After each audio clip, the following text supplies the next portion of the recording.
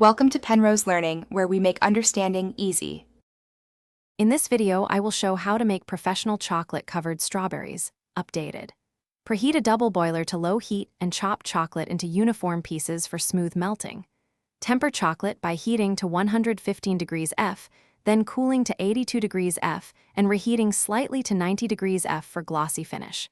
Pat strawberries completely dry and keep them chilled until dipping. Dip with a gentle twist, let excess drip off, and set on parchment to firm. Use couverture or compound chocolate depending on desired finish and ease. Couverture gives superior gloss, and compound offers convenience. Use a thermometer to monitor temperatures and avoid overheating chocolate beyond 120 degrees F. Add a teaspoon of neutral oil if chocolate is too thick for coating. Work in small batches to keep temperatures steady and use toothpicks or dipping forks for control. Finish with drizzles, chopped nuts, or freeze-dried dust for professional presentation. If you're finding this helpful, please subscribe and like to support more recipes and tips. It really helps the channel grow.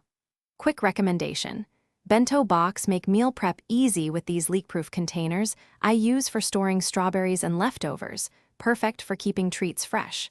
Check the description for the product link and other deals if you want to buy them. Thanks for watching. Now let's get back to the video. Allow dipped strawberries to set at cool room temperature or refrigerate briefly to speed firming, but avoid long refrigeration which can cause condensation. Store finished strawberries in a single layer on parchment in an airtight container, separated by parchment to prevent sticking. Serve chilled or slightly below room temperature for best texture contrast between fruit and chocolate.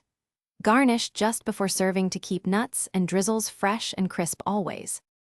Thanks for watching. If this was helpful, leave a like and consider subscribing. See you next time.